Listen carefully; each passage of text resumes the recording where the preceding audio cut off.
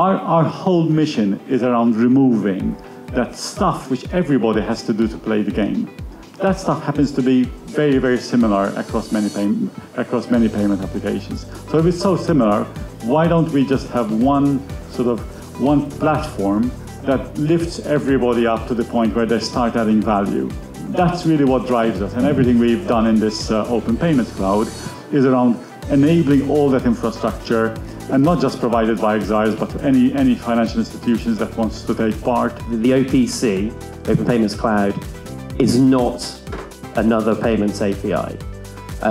It's so much more than that. It has the tools that allow developers to build, deploy, and manage quite complex payments solutions.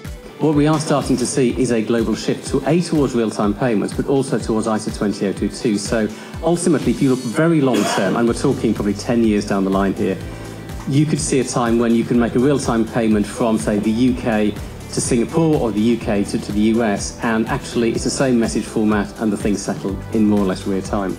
I think until you get there, yes, there's going to be all of this heterogeneity between the different countries. What we're looking at is a whole new set of standards that haven't been put in place before. Like regulation, like anything, the devil's in the detail. So we have a principle, everyone is working towards the same goal, but how you implement it is the tricky part. In some ways, everything changes and nothing changes. Now, what holds us back, what drives us forward?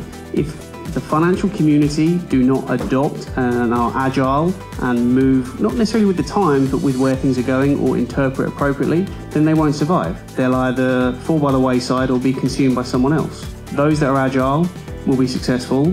Those that aren't will be chasing and suddenly become the me too rather than the innovator.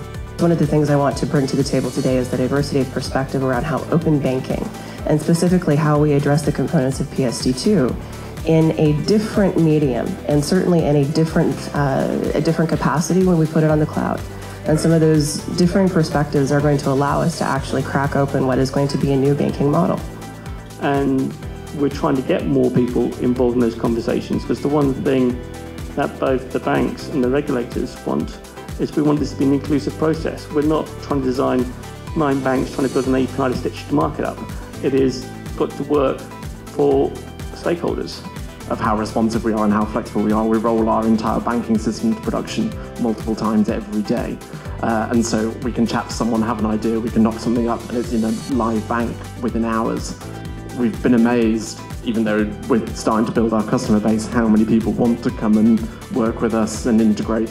Interoperability is the core to open banking. Open banking is not a new term. The idea is not a new idea. It's been around for a very long time now. The business model was inevitable. It's inevitable in every industry, because no industry is an island or a vacuum, and no business is an island. We've seen in every other industry, people need to cooperate along the value chain in order to maximize the utility that you're supplying to your customers, to your end users.